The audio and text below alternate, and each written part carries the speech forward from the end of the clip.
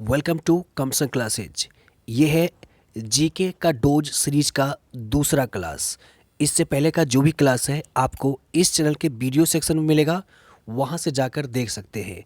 बहरहाल आपको बता दें ये जीके जीएस एमसीक्यू के रूप में है और इसमें आपको प्रॉपर डिस्कशन मिलेगा और इस तरह का क्वेश्चन आपको सभी एग्ज़ाम के लिए बेहद ही महत्वपूर्ण होने वाला है। सो वीडियो को अंत तक ज़रूर देखिएगा। फर्स्ट क्वेश्चन है, ट्रांसफॉर्मर के क्रोड बनाने के लिए निम्नलिखित पदार्थों में से कौन सा अधिक उपयुक्त है। ऑप्शन जो सामने है, नर्म लोहा, निकिल, तांबा या स्टेनलेस स्टील। इसका राइट आंसर ए है, नर्म लोहा का उपयोग किया जाता है ट्रांसफार्मर के क्रोड बनाने में। नेक्स्ट क्वेश्चन है, ट्रांसफार्मर क्या है इनमें से according to option. First option है डीसी को एसी में परिवर्तित करता है। दूसरा ऑप्शन है एसी वोल्टता को घटाने और बढ़ाने में प्रयुक्त होता है। एसी वोल्टता को डीसी वोल्टता में परिवर्तित करता है या वैद्युत ऊर्जा को यांत्रिक ऊर्जा में परिवर्तित करता है। इसका राइट आंसर बी है, एसी वोल्टेज को घटाने और बढ़ाने में प्रयुक्त होता है ट्रांसफार्मर। और ट्रांसफार्मर से लगातार ये भी क्वेश्चन रिपीटेड हो रहा है कि यह किस सिद्धांत पर कार्य करता है। तो याद रखिए, ट्रांसफार्मर जो है विद्युत चुंबकीय प्रेरण सिद्धांत पर कार्य करता है, जो मुख्य रूप से जो एसी वोल्टेज है इसको घटाने या बढ़ाने का काम करता है। ट्रांसफार्मर का अगर हिंदी बात करिएगा तो होता है परिवर्तक, यानी चेंजर लाना। नेक्स्ट क्वेश्चन है, किस कारण एक माता पिता की सभी संतानें एक समान नहीं होती है। ऑप्शन जो सामने है, आनुवांशिक विभिन्नता, वातावरण विभिन्नता, ए और बी दोनों या इनमें से कोई नहीं। इसका राइट आंसर सी है, ए और बी दोनों, अर्थात आनुवांशिक विभिन्नता और वातावरण विभिन्नता। इस कारण एक माता पिता के सभी संतान एक समान नहीं होते हैं। नेक्स्ट क्वेश्चन है, प्रोटीन का पाचन कहाँ से प्रारंभ होता है। छोटी आंत से, मुख गुहा से, ग्रासनली से या उदर से। इसका राइट आंसर डी है, उदर यानी स्टमक से प्रोटीन का पाचन प्रारंभ होता है। ऐसे भोजन का पाचन कहेगा कहाँ से शुरू होता है, तो भोजन का जो पाचन है सामान्य रूप से मुख गुहा से ही शुरू हो जाता है, लेकिन प्रोटीन यहाँ पे पूछा गया है, इसलिए याद रखिए इसका आंसर डी यानी उदर is right answer. Next question है, किस रक्त समूह में कोई एंटीजन नहीं पाया जाता है। ए बी या ओ। इसका राइट आंसर डी है, ओ ब्लड ग्रुप में कोई भी एंटीजन नहीं पाया जाता है। एंटीजन के बारे में याद रखिए, एंटीजन दो प्रकार का होता है, एक कैपिटल ए और कैपिटल बी, और ये दोनों का दोनों एंटीजन पाया जाता है ब्लड ग्रुप ए बी में। और ब्लड ग्रुप ए बी को बोला गया है यूनिवर्सल एक्सेप्टर, सार्वत्रिक प्राप्तकर्ता, यानी सभी से ये प्राप्त कर सकता है। और ब्लड ग्रुप ओ को बोला गया है यूनिवर्सल डोनर, यानी सभी को ये ब्लड ग्रुप दिया जा सकता है। और ब्लड ग्रुप ओ में एंटीजन नहीं पाया जाता है, दोनों के दोनों एंटीजन नहीं पाया जाता है। जबकि ब्लड ग्रुप ओ में क्या पाया जाता है, दोनों के दोनों एंटीबॉडी पाया जाता है। देखिए, कैपिटल ए और कैपिटल बी, स्मॉल ए और स्मॉल बी। कैपिटल ए रहेगा तो ये इसको बोला गया है एंटीजन। एंटीजन दो प्रकार के होते हैं, कैपिटल ए और कैपिटल बी।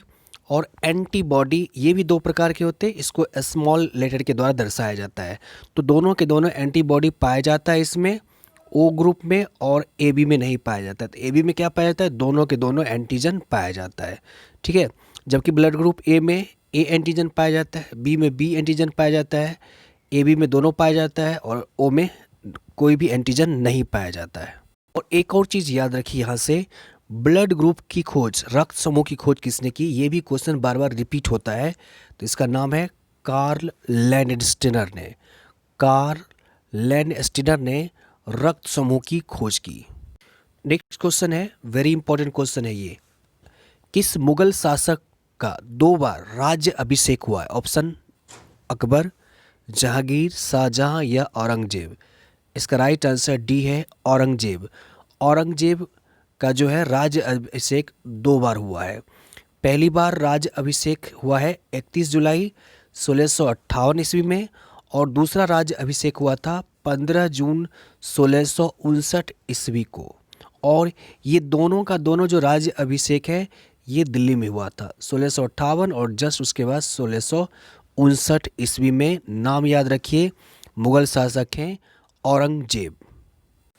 अगला प्रश्न है, अकबर का राज्य अभिषेक कहाँ हुआ था?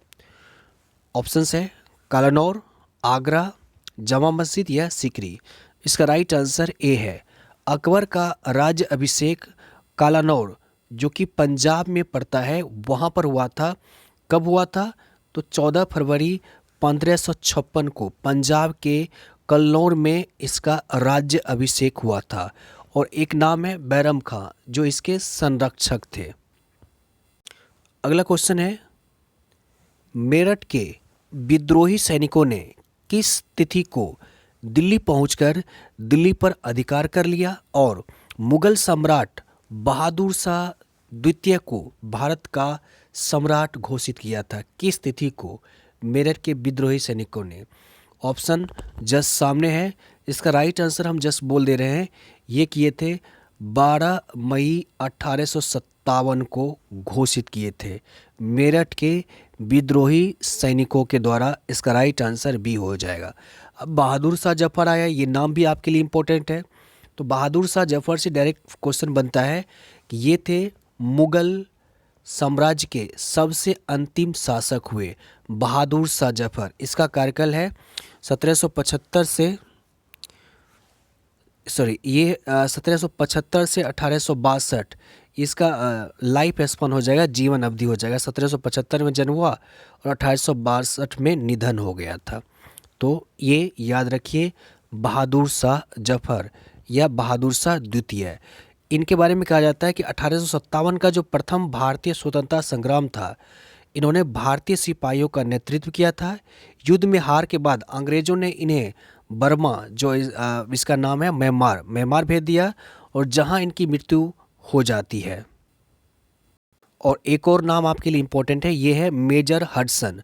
मुगल सम्राट को गिरफ्तार किया था, यानी बहादुर शाह जफर को गिरफ्तार किया था।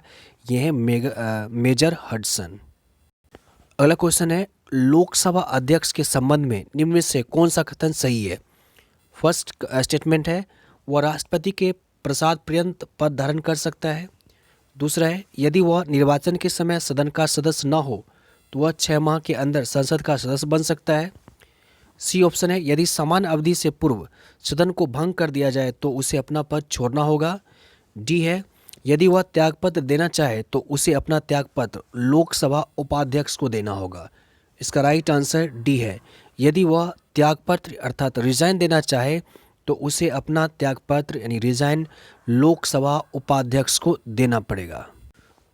अगला प्रश्न है, निर्णायक मत देने का अधिकार इनमें से किसने है?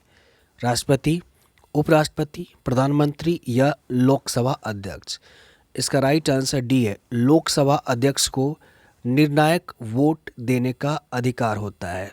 निर्णायक मत तब होता है जब मतों की संख्या समान हो जाती है और इस कंडीशन में सभा है तो जो सभापति होंगे उनको या सभापति के रूप में जो कार्य कर रहे हैं उन्हें यह हक होता है निर्णायक वोटिंग करने का।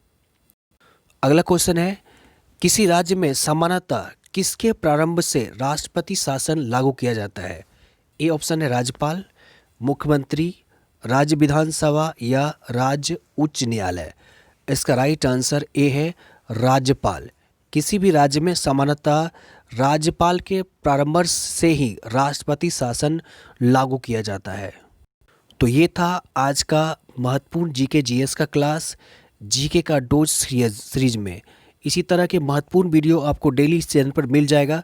तो हमारे इस चैनल को सब्सक्राइब कर लीजिए और एजुकेशन रिलेटेड व्हाट्सएप ग्रुप में जरूर इसको शेयर करिएगा। ओके, मिलते हैं अगले क्लास में। Till then okay, good bye, thanks lot of.